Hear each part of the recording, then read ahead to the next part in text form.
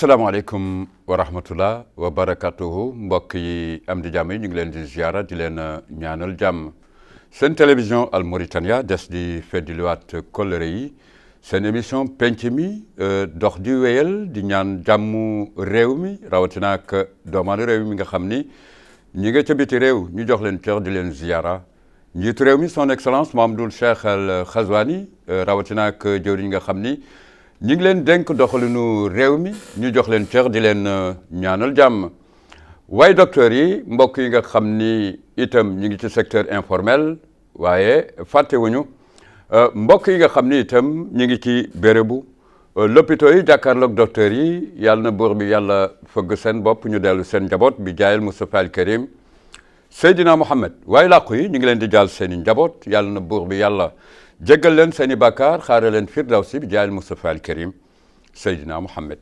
ndorteel di wóor di wéyal ñu ànd ak doomaanu réew mi ci benn bànqaas seen télévision Al Mauritania waaye itam ci ay toogaay yu am solo doomaanu réew mi ñi nga xam ni ñi ngi ci réew mi waaye itam bëgg fi tekki bëggal itam dara seen i gox xaat ñi ngi ci réew mi ñu fas yéene leen teral bi jaayil Moustapha al Karim Seydina Mohamed ànd ak réew mi rawatina ak li fi yëngu di ngëneel njaago ba gaani ñu jox leen cër jox cër itam mbokki Brakna fàtte wuñu mbokki Gogol Gidimaxa une série Tirizamour ñu jox leen cër mbokki Nouadhibou Chami wàcc ci ñetti wilaaya yi ne leen asalaamaaleykum wa rahmatullah wa barakatuh mbokk yi tey jii dañu ubbi xët yu am solo yi nga xam ni ñu nga jëm ci suñu gott yële ci tundu waalo yi rawatina ak di jox cër mbokki département de Rosso jox cër mbokki région bu Trarza di leen béggee ñu ràññee ay jogteef yu am solo yi nga xam ni doomu aadama bi fu mu nekk rek war na ci acte bu jiitu nga xam ni mu defar ko ndax fa lay defaroo waaw dëkkuwaay yi ak jëflante yi am solo loolu waral tax ñuy dalal tey jii mbokk yi kilifa gi ñu jàkkaar lool di Saïd Moussa Fall moom c'est un formateur vraiment di yëngu ci fànnu éducation ñu jox ko cër di ko dalal jàmm mu bokk ci suñu goxu xaat yële nga xam ni rek ay jogteefu kese la bu ne sax dinañ ci ñëw ñu dalal ko jàmm di ko ñaanal Saïd Moussa ñu jox la cër di la ñaanal nga dal jàmm sa télévision Al Mauritania. salaamaaleykum wa rahmatullahi taala wa waaleykum salaam wa rahmatullah wa barakatuh. jërëjëf Ibrahim ñoo ngi lay remercier bu baax. jërëjëf. ci opportunité yi nga nu offrir. ngir ñu mën a jàkkaarloog askan wi. indi suñu xalaat indi suñu yëg-yëg. jërëjëf. ci biir réew mi. jërëjëf lay jaajëfal nag incha allah ñoo ngi ñaan. ci borom bi lépp luñ fiy wax rek. jërëjëf. yàlla na nekk la nga xam ne lii dana jëriñ askan wi. incha allah. kaddu gi lu si jub rek ci yàlla. jërëjëf. lu ci dëngit ñu xam ne ci matadi doomu aadama la. jërëjëf. mais nag suñu yéene rek mooy lépp jub incha allah. incha allahu rabbi incha allahu rabbi waaye nag kii moom taar la également nekk doomaanu waalo bu ñu ràññee Abdoul Aziz Ndiouk voilà c'est un ingénieur hydraulique moom bu àddoo wala ci toogaayam di ngeen xam itam luñ ci jublu dinañ ci ñëw incha allah waaye di fàttali ni taar la ci waalo di ko béggee taar la ci réew mi Abdoul Aziz asalaamaaleykum wa rahmatullah wa barakatuhu bismillah. waaleykum salaam wa rahmatullah taala wa barakatuhu. Ibrahim ñu ngi leen di nuyu di leen ziara di leen balu àq di leen ñaanal jàmm. di bekk itam ci invitation bi ngeen ñu invité. di ñaan yàlla saxal lii. ba lépp lu nu am rek bëgg ko wax. am occasion bu mel nii. ak yi opportunité ñëw fii di ko wax. pour askan bi dégguñu. ndax du ñuy dund foo xam ni. wax dëgg yàlla bëgg nañu ñu dégg ñu xam suñuy jafe-jafe xam itam lu ñuy dund te loolu état rek nañ ci yaakaar jërëjëf wasalaamaaleykum wa rahmatullah alhamdulilah dal leen ak jàmm kilifa yi ñu ngi leen di ziara Saïd Moussa ñu ngi lay béggee di la dalal jàmm fu ñuy doore ci waxtaan ma fàttali mbokk yi xam nga tubaab dafa wax lu mel ni développement local nit ki développé fa nga xam ni fa la bokk mu doon lu am solo waaye itam dinañu ubbi prox ndoll ci àq ak yelleef parce que am na yu bare yoo xam ni tey manquement la ci gox goxaat yi dafa sosoog àq ak yelleef boo ko joxul nit ki joxoo ko dara tegoo ko sax muy nit ci ñaari ponk kilifa war fi teew di Abdou Mbodj directeur technique ci ONAS bokk ci ñun ca Kër Madické ñu fas yéene jukki yeneen yi nga xam ni wax dëgg yàlla war nañ ko ramasser mais tey jii Saïd Moussa suñu gox-goxaat yële ak jukko yi ñu am exactement tey jii boo ci taxaw di ko delloo si ndax méngoo na ak liy xew ci jamono ak évolution tey jii walla parce que ku ne xam na waalo ak taxawaayam rawatina ak suñu gox-goxaat yële. waaw jërëjëf Ibrahima wax dëgg yàlla posé nga question bu pertinente question la ba nga xam ni bii dafa méngoo ak jamono daf di la nga xam ni tey dañ ko di war jàngat ndax xëy na dafa am nu ñu éduqué éducation boobu tey contexte bi ñëw na am beneen éducation bu mu laaj ma développé moo di nit ñun nañ ñu yare ñun ci ñun lu ñu xamoon mooy dafa amoon la famille papa mu ngi fa grand frère mu ngi fa najaay mu ngi fa ñëpp nga fa ñooñu ñëpp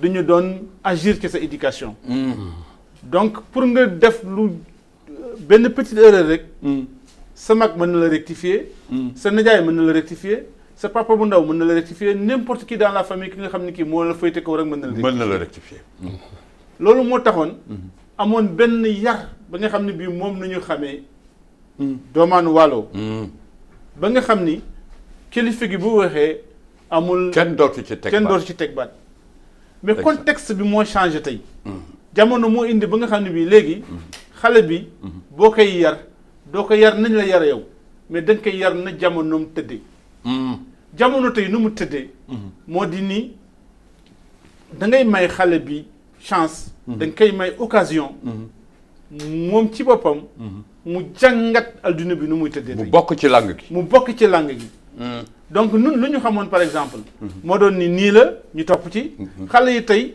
boo leen nee nii la ñoom da nga leen di bàyyi ñu réfléchir est-ce que nii nga leen wax noonu na wala du ñoom parce que léeg-léeg nag seen jamono mooy tax ñooy am raison ci yow gis nga de donc il faut que nga gëm loolu il faut que nga bàyyi xale yi di wax seen xalaat il faut que nga leen di déglu il faut que nga topp leen ci seen bëgg exactement donc loolu boo ko jëlee en considération am na yu bare yi nga xam ne doo leen ci mën mere boo leen gisee ñuy contester yenn yi nga xam ne dafa yelloo ak seen àq boo leen gisee ñuy dénoncer la nga xam ne nii dafa yelloo ak seen àq doo leen mën a condamner parce que daf di la nga xam ne nii dañ koy vivre donc nag pour nga dindi leen ci pour nga convaincre leen mooy rek nga fexe ba ñoom lu ñu bëgg te mu dëppoo ak la nga xam ne nii moo di yoon lu yàlla bëgg ak lu yàlla bëgg nga fexe ba tette leen ci gunge leen ci am na solo loolu mooy xam nga sax du ma la bàyyi bala may ñëw ci Abdel Aziz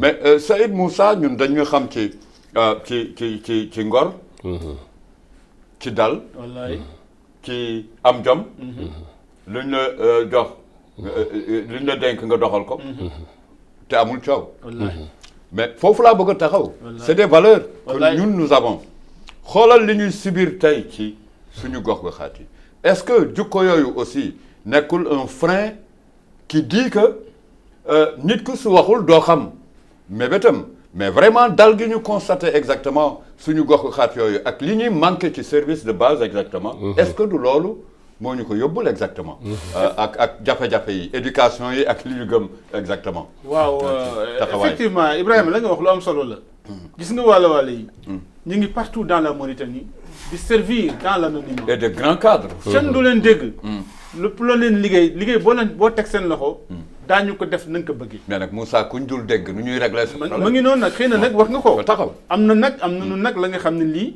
wax dëgg yàlla dafa laaj ñu dépassé ko moo di ni sunu pataaral duñu noppi dafa am yi nga xam ne ñii duñ koy yëg duñu ko wax boo ko waxee parfois ñu dëkkal la fa nga dëkkul te ñun après tout il faut que ñu xam ni ay citoyen nañu ci réew mi nañu bokk lu kilifa gu tedd gi daan wax boo nekkee ci gaal da ngay ñaan gaal gi mucc mais doo ñaan sa mbuus mucc parce que bu gaal gi muccee rek nga mucc donc nun ci contexte boobu mënuñu taal fitna ci réew mi jamais duñ ko sax xalaat te metti na mais nag te metti na noo ngi dund la nga xam ne lii noo ngi dund la nga xam ne lii buñ ko waxee buñ ko waxuleet wax dëgg yàlla metti na diggante jëkk ak Bren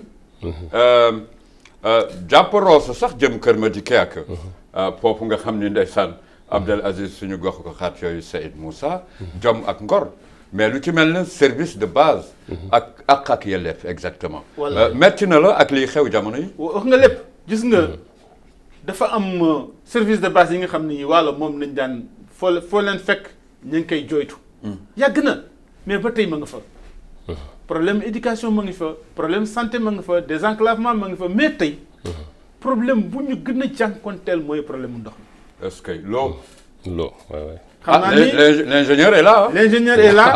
oui aujourd'hui te ci indi ay détails. parce que. wax dëgg yàlla depuis 3 ans ma ngi nii. wala waxatuñu sax dañu mar mais dañuy wax ne ñu ngi dee ci mar. boo demee tey jigéen ñi dañ lay wax ni suñu mbagg yi dañu toqi xaw ma wolof yëpp xam nañu toqi ndax xëcc bidon ndax duy ndax. est-ce que te loolu xamuñu ko woon. mais dépassé nañ ko. xam nga ñoom loolu amatul. ñi ngi nekkoon ci takku dex gi ñi ngi dëkk ci takku dex gi. la ñu xamoon mooy ndox musul nekk seen souci. daawoon nañu xëy dem tool ya daawoon nañu xëy dem nappi daawoon nañu xëy dem sàmmi mais bu ñu wàcc see ndox moom musul nekk seen souci mais tey seen problème numéro 1 mooy ndox. te boo amul ndox mu àdd ci tool yi. réew muy yuuxu ne autosuffisance alimentaire bàyyi lu ñuy dund ci réew mi. ndox lu mu àndul. mais mooy lépp. exactement. mais Saint-Exupéry dafa waxoon ni. l'eau n'est pas indispensable à la vie l'eau est la vie. mooy ndox mooy dund. te yàlla sax wax na ko ci alxuraan. donc jamono bii nu toll tey. waalo waxuma dañu mar mais ñu ngi dee ci. ñu ngay dee ci. te la situation perdure depuis 3 ans mu ngi nii problème bi mi ngi fa dëgg la jooytu nañ ko fañ ko war a jooytoo. mais jusqu'à présent. problème bi c'est pas réglé. donc nag. xëy na ci biir émission bi boo nu ko mayee bu ca kanamee. incha allah daanu ci dellu si waat. bañ a dellu si pour gën a. yaatu mbir moom dañ ciy dellu si. incha allahu rabbi parce que lii moo neex nguur. Abdel Aziz. waaw lii dafa war a neex nguur. ñu lay indil ay orientation ñaxtu ak. façon ñaxtam la bonne information. la bonne information. mbokk yi jëkk bërën ñoo teew mbokki waalo. di wax mébét yi. alors Abdel Aziz. mbokk mi lu mu wax diis na loolu lu mu wax diis na lool ban solution. waaw bu la neexee nga rejoindre ko. pour contexte. mais yow yaa ñuy indil solution exactement. cette solution mën na baax dalal xelu mbokk yi. mën na baax tamit ci ñi nga xam ni ñoo yore nguur.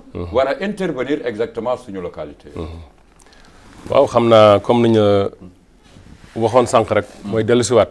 parce que suñu mag bi lu mu fi développé tabarkalla am na solo. te loolu exactement la mbokk yi di dund. xëy na ñu noo ngi Nouakchott. waaye suñu xel ma ngi si ñoom. dañuy wax ni golo. genn gi gudd na. waaye foo ci domp rek dañ ko yëg. donc ñun tamit noo ngi dund loo xam ni. lu metti la. mooy problème mu ndox. ndax ndox bu fekkente ni amul. dund du mën a neex. ndox itam bu fekkente ni nekkul de bonne qualité. feebar. day bari ci place ba. comme lu mel na des maladies d'origine hydrique. comme yu mel na ay choléra. yu mel na ay bilharziose. yu mel na ay insuffisance rénale. te loolu. non li xaw ma ko woon. waaw taxawal foofu. mauvaise qualité moo koy indi waaw. mauvaise qualité. d'eau moo koy indi. yan ci. comme tudd naa leen maladie d'origine hydrique mooy ndox feebar boo xam ne ndox moo koy sabab. ay biir yu daw ay jaare ay bilharziose mu ngoog. du dëgg. insuffisance rénale am na.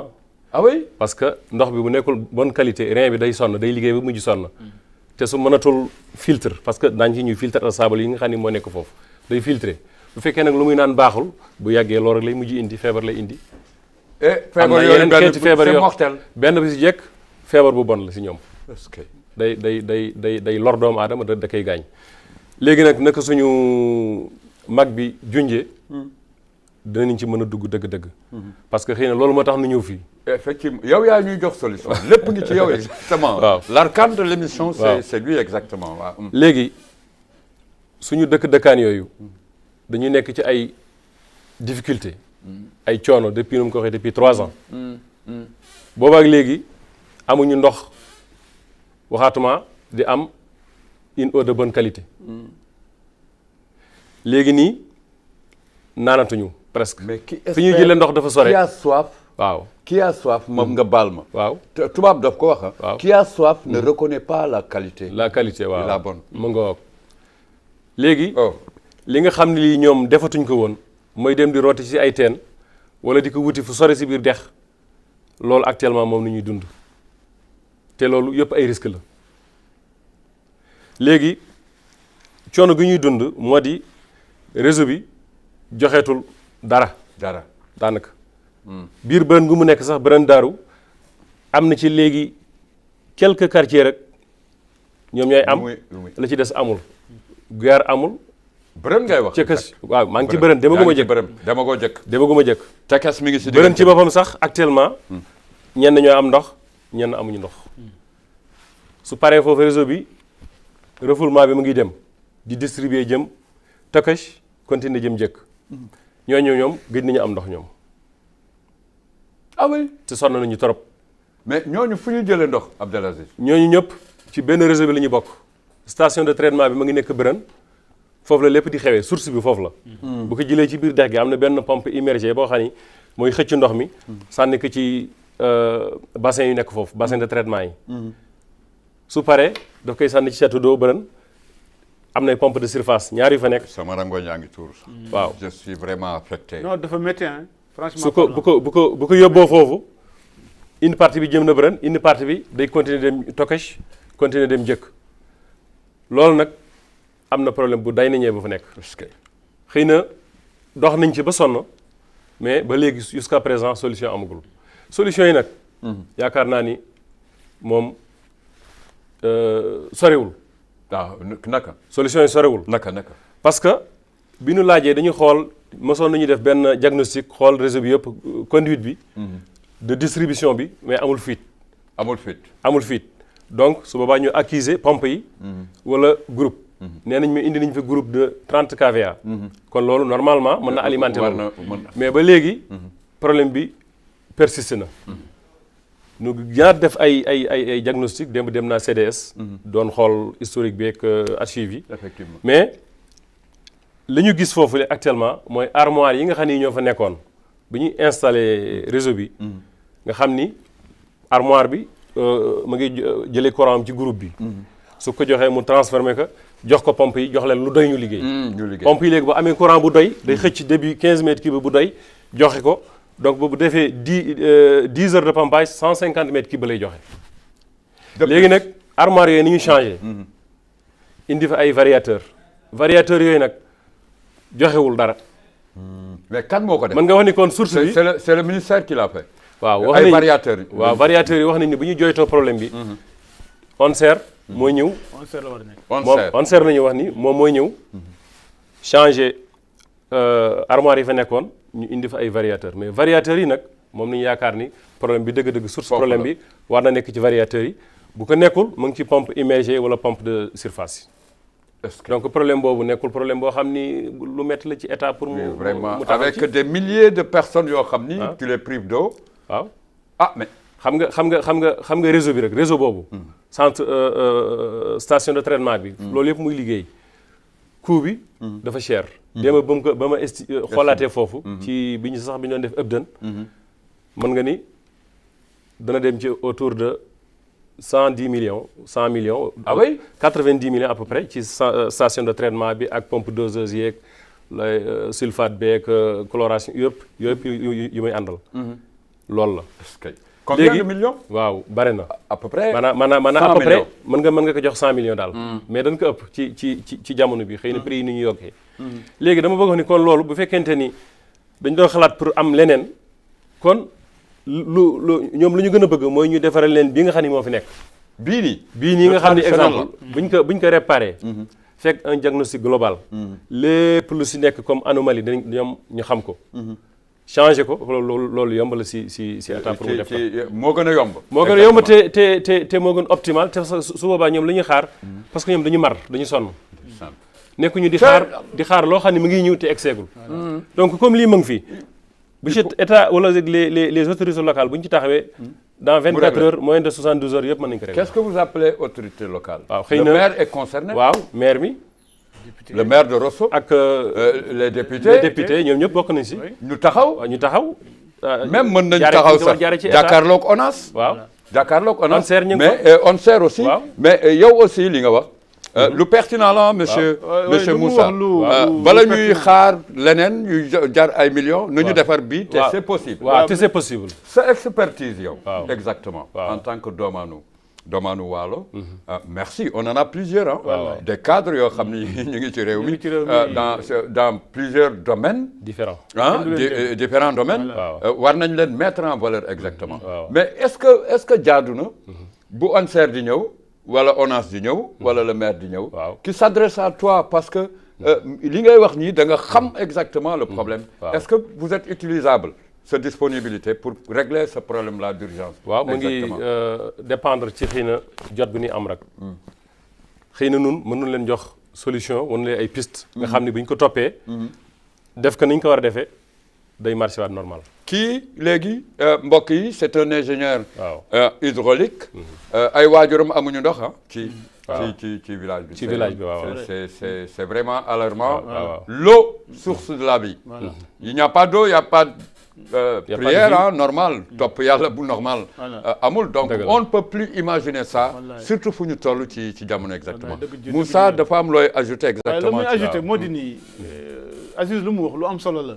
moom c'est un technicien. affaire bi bu ñu ko jooytoo jaral na ko mu dem sur le terrain def ci ay jàngat. parce que yàgg nun koy jooytu. parce que à notre niveau. am na ay solutions yi nga xam ni jàppoon nañu ni mooy solution bi. defoon nañu tous les moyens. ba mobiliser. lu ñu war a def pour résoudre problème yooyu. maanaam à chaque fois. ñu nekk ñi foofu autorités locales yu nekk yi foofu. ñu ngi doon def ay démarches. xëy na léeg-léeg ñu ni problème mu gasoil la. malgré amuñu dara.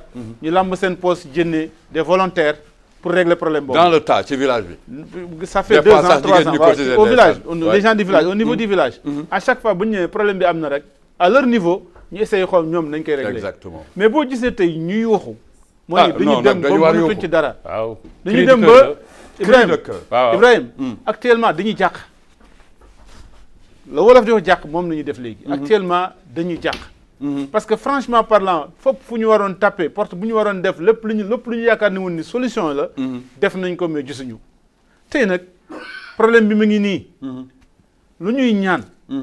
mooy le premier ministre. ñu remonter l'information jusqu'au ministre de l'hydraulique. ministre bi ne remonter jusqu'au ministre le premier ministre Mokhtar Ould Ndiaye. parce que déglu nañu déclaration de politique générale. ici à partir d'ici. donc nous sommes à la télévision de Mauritanie. d'accord donc nuyu woo Mokhtar Ould Ndiaye. premier ministre Mokhtar Ould Ndiaye son excellence Mokhtar Ould Ndiaye que moom ci déclaration générale de politique générale am. daf ni woon day def tous les moyens ba population bi nekk dans le bonheur. tey population boobu nekkuñu dans le bonheur ils sont dans la misère. muy jëkk Brën Tokash. est-ce que ñaareel bi. mooy ni. mais pas seulement il y a l'autre côté. damay wax nu dem ba ci président de la République. information bi na egg ba ci président de la République parce que ñii jëkk Brën Tokash. wax naa ni. bon seen devoir de citoyenneté may ma tuuti Moussa reprends-le. voilà fii day mel ni yaa ngi jàkkaarloog njiitu réew mi. voilà reprends-le c'est un cri de cœur comme a dit Abdel Aziz. donc tekk la ñuy def nga wax ak njiitu réew mi exactement et le premier ministre. waaw la may wax. voilà moo di nii jëkk Brën Tokash la Waalo Rosso. ñu ngi am problème ndox problème bu metti sax. donc information bi xëy na. egsi na ci remonté nañ ko. mais du ñu koy renouveler. jaarale ko ci ministre de l'hydraulique. jaarale ko ci le premier ministre Mokhtar Ould Ndiaye ma nga xam ni mii du ñu déggoon ci déclaration de politique générale am mu ni dana fexe ba Mauritanie yëpp naat. tey en tout cas sunu gox yooyu ñu ngi dans la misère.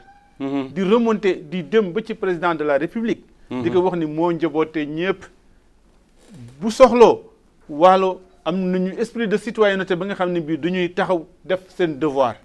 tey ñu ngi réclamer droit ba nga xam ne bii c'est élémentaire mooy ndox mu ñu naan. imaginez tey ces braves dames ces braves hommes qui sont dans les champs. ci jamono bi nu mu tàngee. suñu wàccee seen problème numéro 1. mooy lan mooy ndox mu ñu naan. et même le champ peut avoir des problèmes parce que ndox a koy alimenter. seen problème numéro 1. mooy ndox mu ñu naan. te xam nga sax nun fii au niveau de Nouakchott bu ñu coupé nu am possibilité dem jënd eau minérale naan. mais ñoom xëy na buñ pour ñu gis eau minérale sax c'est un problème. ils vont l'acheter encore plus cher que nous. donc imaginez ci situation bu ñu nekk. la soif n'est pas wax dëgg yàlla ñu ngi dans une situation. la soif n'est pas une option donc humaine. fii képp ki nga xam ni kii. ñii yitteel nañ la. fexeel ba nga régler ce problème là. merci problème d'eau. merci beaucoup on accueille vraiment le Barak. Machallah. il est temps Mbodj Mbodj Malick Aïssa Dara Alimatu Wade. merci mon cher Abdou bismillah. yaa ngi ci TVM. voilà merci jot yombul. oui jot yombul et puis circulation bi nu mu demee et tout ça donc maa ngi nuyu ñi ma fekk ci plateau bi di la nuyu yow personnellement. di nuyu mbokk Waalo yëpp. di partager ak ñoom li nga xamee ni mooy seen jafe-jafe parce que xam nañu ko déjà. merci. man yàlla def na ni maa ngi nekk ci place bu ñuy wax ONCR. Office national des services de l'eau en milieu rural moo di lépp li nga xamee ni ci warum ndox la jëm ci dëkk yu ndawaan yi. te di ñoom aussi wax dëgg yàlla directeur bi nga xamee ni bàyyi na ci xel. te mi ngi ciy doxal li mu mun. dafa am nag une part de responsabilité bi nga xamee ni nous itam war nañu ko jël de temps en temps. suñu village yi surtout man ci village olof yi ma xam yi ba léegi maa ngi ciy wax ak Omar Gueye de Nouadhibou bu may wax problème mu bërën ak jëkk ci affaire ndox mi.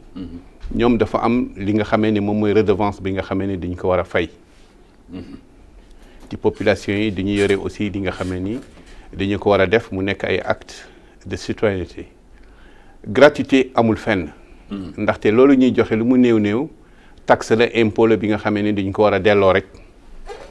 nde benn pompe bu paanee li muy jar ay ñeenti téeméeri junne loolu dafay xaw a diis ci léeg-léeg sax station bi mën na ko yàqule ñaari yoon wala ñetti yoon ci benn at. léeg-léeg sax mën na prolonger ci benn weer sax mu yàqu. pourquoi parce que ci dex gi la dafay xëcc ñax di xëcc ban di xëcc salté.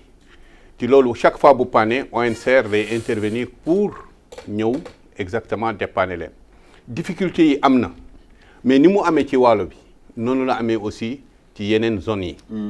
boo demee ci yeneen zones yi du ñu am ay teen yi amul ban teen yi suuf la mais pompe yi day panne. qualité matériel bi des na loolu nun xam nañu ko. mais aussi am na service bi nga xamee ni mu nekk un service d'entretien bi nga xamee ni day tourner dans toutes les localités dafa am. service d'entretien bi nga xamee ni mi ngi foofu te service boobu dafay tourner. panne nag du ñàkk. mais le plus souvent ñun suñu panne yi nga xamee ni moom moo dépendre du fleuve moo di ban bi nekk ci pompe yi.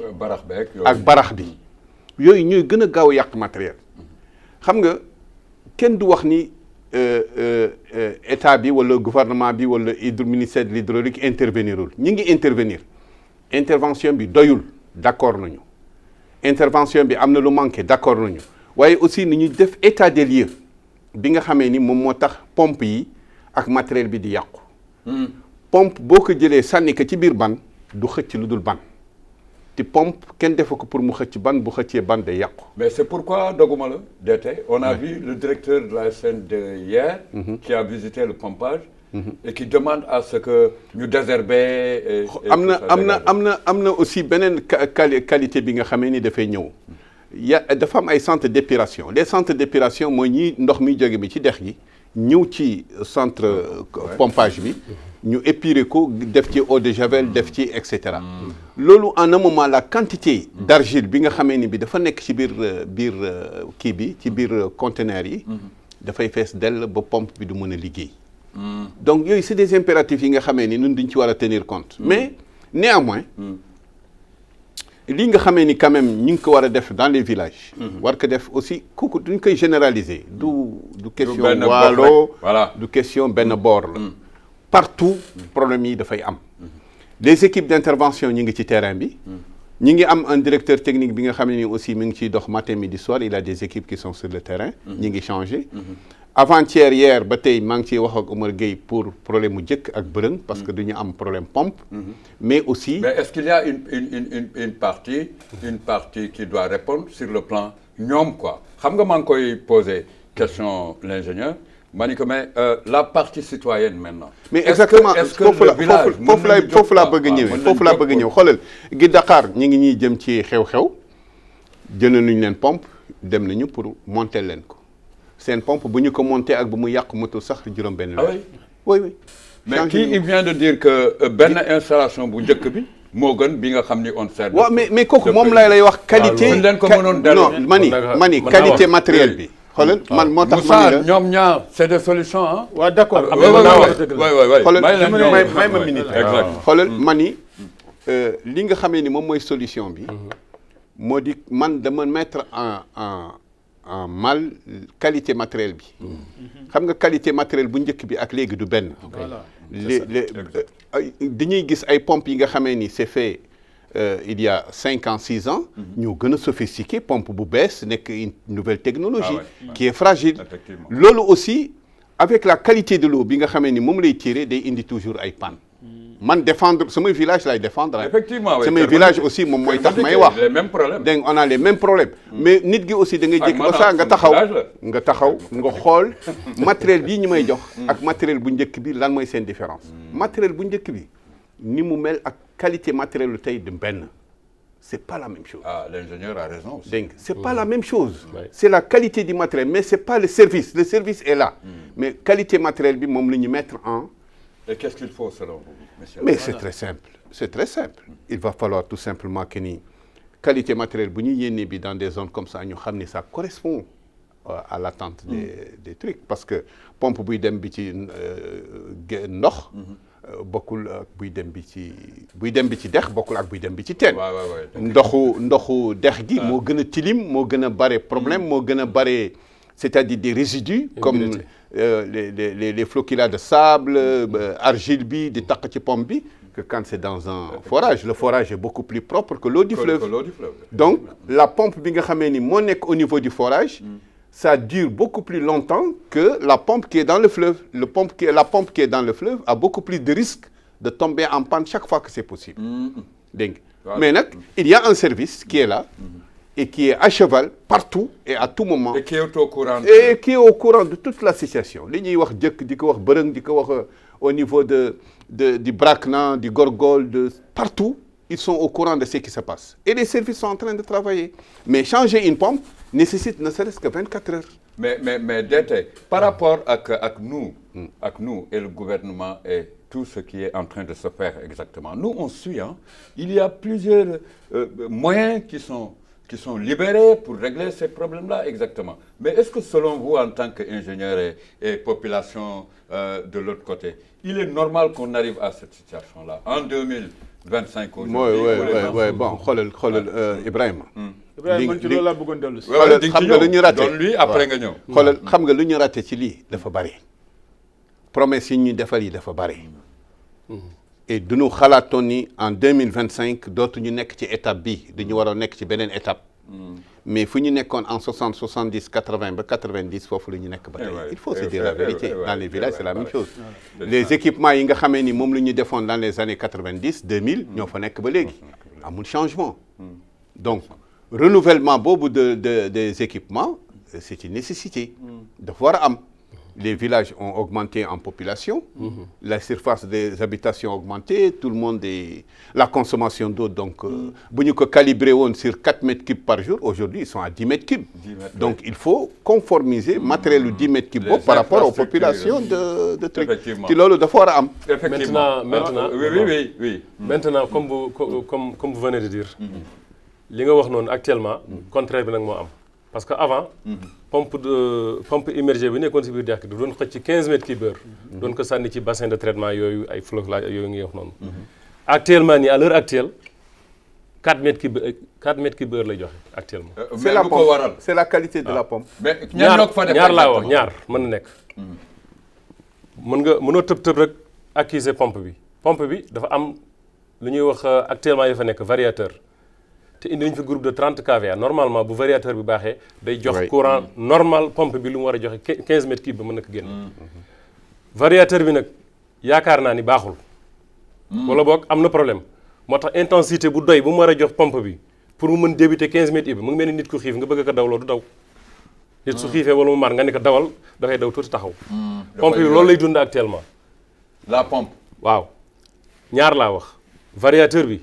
peut-être baaxul fekkente ni baaxul wala boog am na problème intensité bu doy bu mu war a jox pompe bi pour mu mën débuter 15 mètres cubes heure dootu ko mën ay 3 lay mais nekk. est-ce que xool nañ ko exactement. wala bu fekkente ni variateur bi baax na waaw on sert ñoo ko war a xool. waaw dem na fekkente ni variateur bi waaw. bon man. bu fekkee variateur bi baax na oui c'est un constat. ah man fekkee variateur bi baax na léegi. groupe bi jox na ko courant bu doy mu jox courant bu doy pompe bi di joxe 4 mètres cubes. su boobaa pompe bi moo am problème. mais Abdoul Aziz yow mënoo intervenir. qu'est-ce qui t'empêche de t'intervenir parce que tu n'es pas à ONSER ou. waaw man nekkuma ONSER parce que am na service boo xam ni.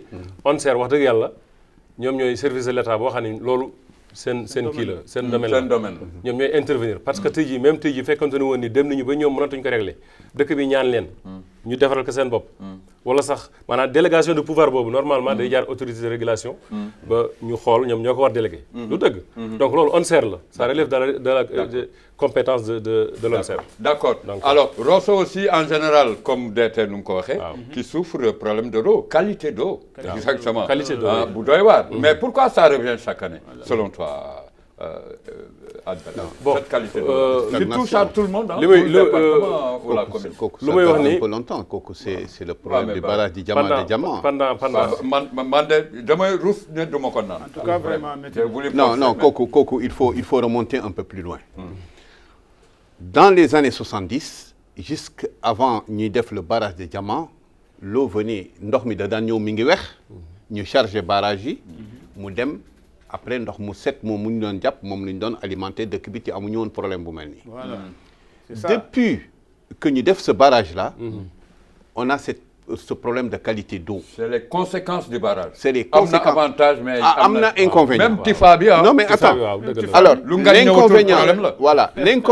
l'inconvénient n'est pas seulement que ni ndox mi la mais l'inconvénient gis nañu ko aussi ci Tifa bi ndoxum ngañ mi ndoxum barax bi waaw mais nag barax bi mais attends mais barax bi lan moo ko doon dindi barax bi lan moo ko doon rey au saumâtre bi doon ñëw bi mooy ngañ bi moo ko doon rey on a perdu tous nos teen là voilà teenu këriñ teenu tout yëpp tout est parti à cause de ce truc kooku c'est les conséquences du barrage mais néanmoins lii yëpp bu mu amee gouvernement bu ñëw waroon na calculer ni les conséquences du barrage warul am répercussion ci population bi il y a des éventualités yi nga xam ne ni waroon nañu ko jël pour teg ko pour que nit ñi mën a bañ a souffrir ci am yow tu as de l'eau le fleuve est là mais tu ne peux pas l'utiliser Voilà. c'est ça le problème sax barak bi ça t'empêche c'est ça le problème man ci loolu laa bëggoon dellu si bon balaa may ñëw ci loolu maa ngi nuyu question d'éducateurs et techniciens techniciens yi ñoom lu ñuy wax man mënu mu ci dindi en yota parce que vraiment du suma domaine mais dafa am rek yi nga xam ni xëy na dama ko dund man en tant que villageois en tant que ku dëkk jëkk Tokache Bren am na lu nga xam ne lii problème jëkk Bren bi dama ko topp aussi xam naa lu bare la ci am naa ci information yu bare comme problème de redevance yi Abdou wax dëgg la amoon na fa mais de bonne volonté jël nañu initiative fay ba problème facture amatu fa woon c'était réglé donc dootul woon problème beneen bi mooy problème xëy na pompe bu muy wax mi parfois bañ ko defe naa Abdou wax na ni léegi pompe bi nekkatul dans la boue mu ngi ci nekkatul ci biir ban bi mu ngi ci kii donc loolu mënatum ci dellu si mais problème général la dëgg la wax na ko ni problème général la en Mauritanie c'est vrai partout boo fa demee man actuellement laa nekkoon cette année mais ce problème là s'est posé mais xam nga lan la waa jëkk yooyu waa Bren waa Tokache mënul concevoir moo di ni ñoom ñu ngi dëkk ci dex gi dañu sës ci dex gi dëgg la bu doon sunu sago ndoxu dex gi dem partout en Mauritanie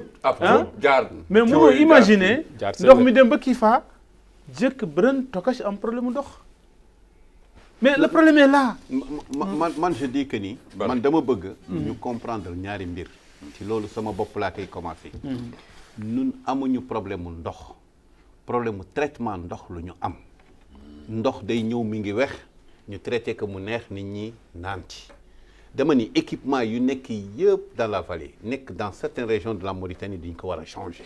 C'est clair. ça il faut les changer. étape boobu duñu ko weesu loolu la gis nga étape boobu duñu ko weesu. dëgg la 10 ans chaque 10 années dañu war a renouveler les équipements. amener di et c'est-à-dire nekk en phase avec situation bu am bi. gis nga problème bi am dans le Waalo. boo demee dans le Gorgol. boo demee dans le Brakna boo demee dans le partout c'est la même chose dañuy dem ci benn forage dañuy fekk y a un forage qui est rempli de sable la pompe day yàqu à la minute on met une pompe 1 heure de temps après on nous appelle la pompe est foutue. Le sable. C'est le sable. La boue aussi dans le fleuve non le mel la boue bu duggee dans la pompe ça le grippe yaa ngi wax problème mu variateur on a des techniciens yi nga xamee ni ils sont qualifiés et bu ñu xasee ba caler un matériel sur la pompe pas question il est impossible que le variateur ne correspond pas à la pompe kooku mënul nekk si le variateur correspond à la pompe il y a un problème de débit ou bien un problème d'électricité. S'il y a un problème d'électricité, c'est le groupe ou l'électricité de la ville, du village plutôt. Mais il y a un problème de débit, mais il faut revoir la pompe.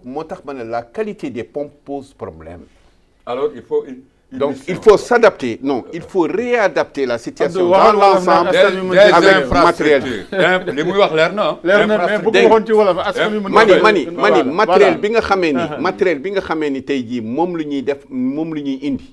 dafa war a tolloo ak soxlo dëkk bi ndox bi bu nekkee ni dafa am ban pompe boo ci def mu yàqu tuyau boo ci def mu yàqu am na ay tuyaux yi nga xamee ni c'est des tuyaux de 110 ou 90 la moitié genn wàllu tuyau bi yëpp ban la tuuti mooy dem ci kaw lu ci des yëpp ban la te loolu du bàyyi ndox mi dem lu pompe bi xëcc ban bi da koy tere mu dem ce qui veut dire que ni moo tax man la dañuy réadapter équipement yëpp dans l'ensemble du pays ñuy réadapter la situation là-dessus gis nga boo demee par exemple dans le Hod El Sharqi da ngay ñëw nga fekk benn tuyau mi ngi jox 100 mètres au début la pompe fonctionne très bien mais à la sortie l'eau ne vient pas ça te donne une faible quantité nga accuser pompe bi accuser ndox mi déedéet c'est le tuyau qui est rempli de sable à l'intérieur tuyau bi moom moo fees dell ak suuf parce que day tegaloo c'est une masse buy def nii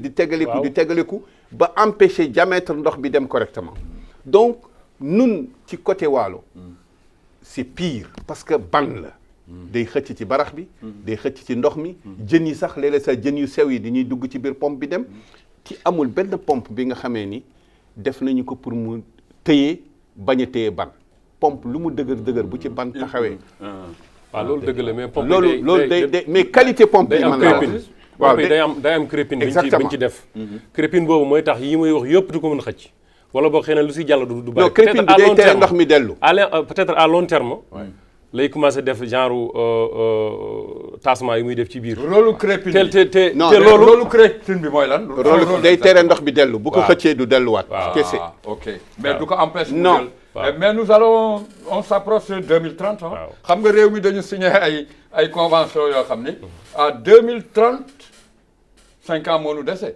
waratuñu am problème. non mais moom lay wax moom lay wax man il faut réadapter dañuy réadapter système bi il faut ñu réadapter équipement yi il faut que ñu yëpp changer. reformer l'ensemble du système de traitement d'eau dégg nga dans toute la Mauritanie et s'adapter à ce qui existe. ci yow parce qu'on a commencé ci comportement ak engagement. peut-être laal na la yow ak kii l'ingénieur je reviens sur toi. mais jàppale ni je reviendrai sur lui mu defal ñu cadre général. engagement suñu gox goxaati ak yooyu ak li ni mel. maintenant Abdelaziz.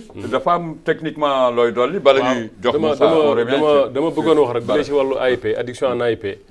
lu muy wax noonu boo gisee ñu la yow tudd les ventouses et les vidanges moom loolu moo ko tax muy jóg. parce que réseau bi nu mu gën a gudd rek à long terme day am ay dépôts yu ndaw. dañuy xoolee le point le plus bas. foofu la ñuy def vidange mooy ay genre regard yu ngi léeg-léeg saa rek ñu ubbi. ndox mi di sànneeku ndox bu xonq bi dem. pomper ko bàyyi ko mu booster ba jeex. yooyu mu wax yëpp lay dégager sànni ko. entretien yooyu ñu war di def. bu dee les points hauts entretien périodique. bu dee les points les plus hauts. foofu dañu fay def ventouse parce que léeg-léeg saa air bi day jël air mu ngi mel na pompe auto. bu jëlee tuuti air xam ni dañu koy purger ba air bi dem. débit bi mën a ajusté waat ñu normal. donc loolu am na ko mais man li ma bëgg a wax mooy li ma wax mën na si nekk mais diggante pompe bi wala armoire ba fa nekkoon wala variateur ba foofu la liggéey bi nekk nañ ko xool. mais loolu mooy yow am nga solution mais munoo intervenir. waaw yow Abdelaziz waaw loolu solution la. c'est possible. dëgg la il faut le accepter. donc la may wax rek mu ngi noonu. xam nga ñii c'est des techniciens.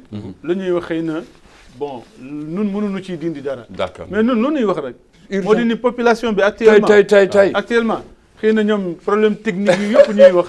tey ñu am ndox ñoom lu ñuy wut lu ñu ciy déglu rek mooy la solution. loo leen di ñaan solution rek nu ñuy ñaan. waaw ñun tey ñëwoon suba. gox boobu am nañu ndox rek day nekk feet foofu. directeur u ONAS. donc daal lu ñuy ñaan ONAS ou bien ONSER ñoom nga. ONSER ONSER la waaw. kenn ngi nii képp ku nga xam ni kii war nga mën agir rek. képp ku nga xam ni kii daal daa une mission de bon office def ko. d'accord l'essentiel daal. d'accord suñu gox yooyu d'accord ñu am. d'accord nous rendons hommage à toute la population du département de Rosso vraiment ndox mi ni mu mel. man je préfère nga tëj ndox mi 3 jours tëj ndox mi 3 jours. dana métti de non déglu ma rek nga tëj ndox mi 3 jours. mais 4e jour bi nga génnee que mi ngi leer consommable. waaw. attention Moussa. oui. ah mais di ko trace muy dem rek te kenn du ko utiliser muy gaañ. muy indi ay feebar inconsommable muy tel. nañ def sacrifice. Si on doit fermer 7 jours. pour donner de l'eau 100 jours de l'eau propre. te loolu sensibilisation la laaj. waaw communication loolu dinaa si wax. xam nga généralement li ngay wax. li ci ëpp bu dee ci en AIP loolu de AIP dañ koy sóoraale li ñuy tuddee réseau ramifié. ak réseau maillé. li ngay wax fekkoon réseau maillé la. jëkk loolu du réseau maillé réseau ramifié rek la. réseau ramifié mooy di ngay jóge ci château d'eau bi rek. war nañ évoluer xëcc mu dem Barak l'a dit ah. non war nañ bu fekkente ne nag réseau ramifié nañu ci prévoir man damay prévoir wax prochainement même bu ñu dee def ay yeneen installation nañu prévoir mu nekk un réseau ramifié. nga xam ne tey jii. li ngay wax dëgg la. tuyau bi bu am tuyau principal ba amee problème léegi. fii nga bëgg moom ngay couper. li ci des day continuer jaari feneen jox nit yi ndox en attendant nga réparer lii. soo paree fii côté même nga doon nga tëjoon nga tëjaat ko defar ko. après yëpp ay dem. d'accord Abdou. dañ ci doore quelques minutes yu ñu dese vraiment man bëgg naa la ci jox lu tel mais engagement waxtaan nañ ci démb exactement. dama lay delloo nga répondre ci loo xam ni vraiment tu le sens mu nekk loo war a jàkkaarloog askan wi non seulement suñu département yële. ak ñu bare loo xam ni bu doon sa sago mu mel ko exactement lan lay doon. oui xam nga nun ci wàllu bi yëpp nag lay wax du ñun defoon li nga xamee ni moom mooy campagne. bu président de la république di ñëw Mohamed Ould Cheikh Al Ghazouani. en 2019 dañu defoon benn campagne. ma ànd seeg Assane Gueye. ànd seeg ñëpp ñi nga xamee ni ñëw ànd ak moom bokk waalo. ñu def benn tournée.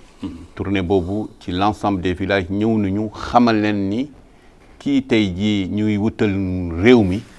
bu doon suñu sago ñun ñëpp ñu woteel ko. taxawu ko jàppale ko. lépp li nga xamee ni tey jii am nañu ko comme soxlo am ko aussi comme yitte. incha allahu dañ ci taxaw. mu nekk désenclavement des villages. mu nekk les postes de santé. mu nekk écoles yi mu nekk état civil. mu nekk aussi l'emploi des jeunes. mais premier mandat bi jaar na.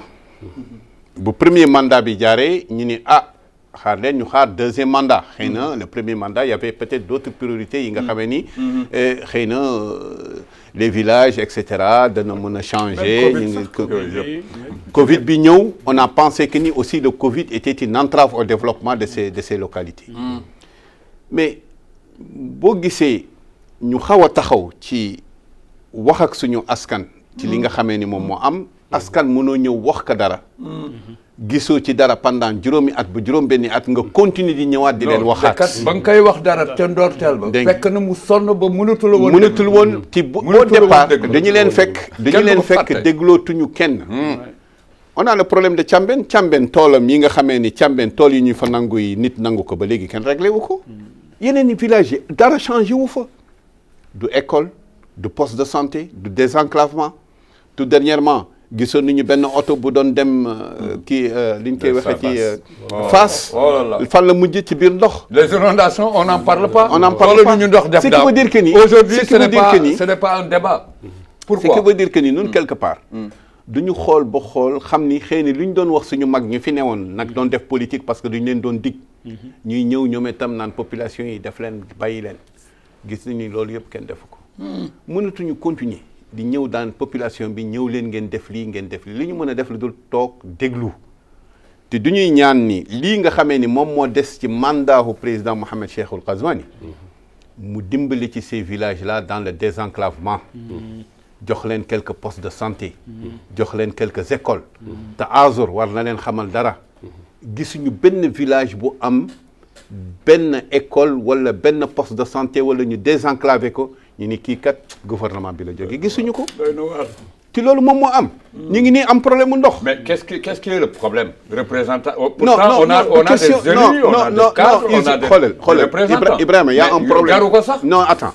c'est un devoir. non attends xoolal. que ce soit les élus. que ce soit les cadres. lii may wax ñoom wax nañu ko du benn du ñaar du ñett ils ont répété toujours la même chose.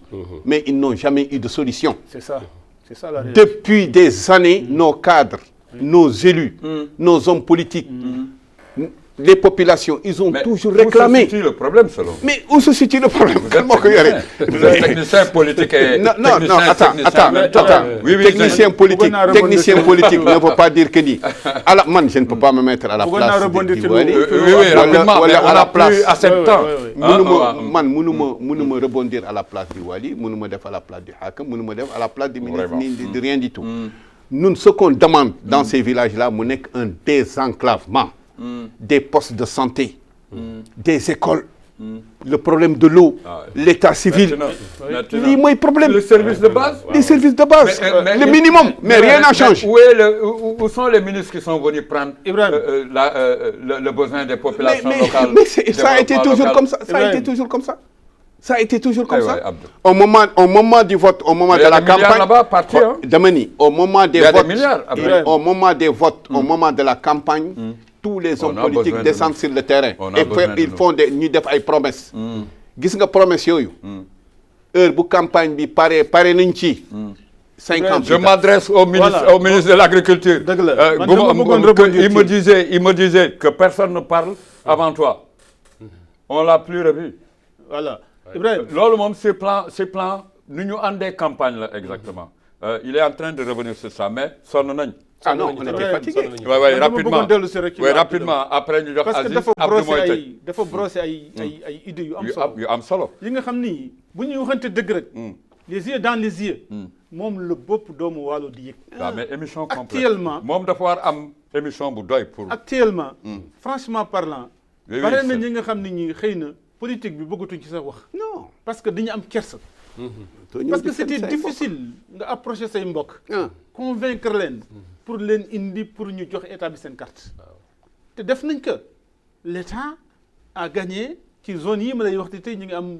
problème yi Tungune du teew ñu notal. voilà donc tey bu ñu demee ba jàkkaarloo problème yi. vraiment ñi nga xam ne ñii ñoo soloon seen dàll dem di. def porte à porte di dugg di génn di nas di nocci ñoom ñoo jëkk am kers donc état bi wax dëgg yàlla il est temps Abdou wax na que premier mandat jàll na ñu ni Covid bi ñu ni xam nga aussi suñu devoir de citoyenneté def na ko il faut que nu muñ mais fii nu tollu tey wax dëgg yàlla kenn mënatu leen muñ loo vraiment ndax problème yi ñoo bare Abdou mu ngi problème yëpp mun mais man problème ba mu ci gën a marqué ba mu ci gën a métti man mooy l'éducation parce que man je suis éducateur. Ah oui? Le système éducatif en Mauritanie dañ ko war xoolaat. mais ñu ngi ci PNDS 4 ou 3 parce que 3 ou 4. bare na xale yi nga xam ni tey dañuy dem école. mais Moussa lay wax ni. dañuy dem école ñu ngi ci PNDS 3 ou 4. ngay wax li Abdou man dama lay wax ah. ok. en connaissance de cause. dama la wax ne la bare na xale yi nga xam ne tey ñu ngi dem école mais jànguñu. aywa. bare na donc. mais lu amoon bu njëkk. xëy na école yi bariwul ñu woon mais doomu Mauritanie yëpp ñu ngi doon jàng. mais tey jii y a des écoles partout. d'accord mais les enfants n'apprennent pas. Abdelaziz bu gaaw ñu jox Abdou. Barak mu tëj waaw lu mu si gën a yokk rek. mooy li nga xam ni moom moo leen soxal ñoom. mooy problème mu ndox bi. te wax nañu. lañ fi war a wax mu nekk yoo xam ni buñ ko jëlee mën a nekk solution en plus de ça filtre à sable bi nee nañ depuis 7 ans kenn changé wu ko loolu yëpp day joué ci qualité ndox mi day joué ci débit bi wàññeeku infrastructure ñoom léegi actuellement li ñu soxla dëgg la Abdou lu mu wax dëgg la mu ñu defaat réhabilitation de tous les équipements comme nu mu ko waxee mais actuellement fi ñu toll ñoom ndox ni ñu soxla tout de suite tay 24 heures bi balaa muy naka la ñuy def 24 heures bi balaa mu ngi noonu naka rek ni ñu bëgg moom tey wala 20 heures tey si ngoon moom bu doon seen sago balaa guddi ndox ñëw te ñoom mën nañ ko buñ ci décidé daal mooy seen c'est le beneen problème bi le il va plus répondre. préoccupant. ah d'accord non Aziz li nga wax mënutuñ ci teg dara tey. voilà Voilà. xoolal le service technique de l'ONCR est sur le terrain. ñi ngi ci biir terrain bi ñi ngi liggéey matin midi soir. Et c'est des équipes qui sont très performantes là-dessus. Ils vont régler le problème inchallah dans les heures qui ak leneen loo bëgg a jeexal. waaw li may jeexale rek moo di may rappeler rek li ma waxoon léegi ni wax dëgg yàlla ñun suñu mbokk yi teggiwuñu suñu loxo si ñoom teggiwuñu suñu gis-gis ci ñoom waaye dafa am li nga xamee ni diñu ko digganti woon ak ñoom yaakaar ni nguur gi dañu ko defal bu doon tey suñu sago bu ñu fay dellu si waat fekk ni ne serait-ce que 1% wala 2% te li leen diggoon ñu gis ko sax ñun mën a te nekku fa te daan bon bu fa dara nekkulee mënoo ñëwaat encore ni say mbokk yi taxawu leen dañuy sonn donc joxoo leen 1% réalisation loolu liñ mu fa gis ñu ngi nii dañ la wax ñoom seen dëkk yi lu fa am dara amu fa lu fa newoon rek fa nekk ba léegi courant bi soxla nañu ko. ndox mi ak du ndox du courant du du dara enclavement yi yëpp. 2030 daal soreetul. waaw foofu dafa enclavé wu daal. Les objectifs de développement durable. Le pays a signé en 2030. En tout cas yii man gisatuma ni. On est en 2025. Vraiment c'est des choses yoo xam ni. Il va falloir que ñu def effort pour wax dëgg yàlla ñu gën a taxawaat. mais nag dafa am li nga xamee ni aussi niñ ci bàyyi xel. nit ñi dañu yeewu léegi. waaw yeewu de. yeewu boobu nag moom mooy indi nit ñi ni ñaan duñu bañ bañuñu waaye duñu gisul seen bopp. dañu gisul seen bopp mbokk yi Oumar Gueye chantier naval Samba Thiam son excellence ñu jaajëfal mbokk yi nga xam ni Khayar Fall également ngi si tout le monde dégg ngeen Barak il faut que la mouvance voilà dans le bon sens mooy waaye jëkk bërën côté yooyu tey la ñu soxla voilà tey aujourd'hui mbokk yi am di jàmm yi jaajëfal mbokk yi taxawu mbay mi ca Kër Mour gox-goxaat yi ñu jox leen ca réew mi rawatina ak lépp loo xam ni jogteef la di indi ngëneel ci doomu aadama yi fu ñu mën a nekk ci réew mi am na solo par la voix de Abdou Mbodj ca ONCR di ko bégee bokk Kër Madické ak ki nga xam ni mooy le grand éducateur formateur Moussa Fall de Brun et de Dieck voilà Abdelaziz Diouk un ingénieur sur qui nous comptons exactement dégg ngeen solution yi mbokk am di jàmm yi penc mi àllarba beneen numéro ak yeneen i toogaay am mbégte di leen jaajëfal réew mi ca kaw ca kanam jàmm ak salaam bi jaayal Moustapha al Karim Seydina Mouhammad mbokk yi am di jàmm yi jaajëfal réalisation caméra ak le son merci beaucoup à la télévision de Mauritanie penc mi asalaamualeykum wa rahmatullah wa barakatuh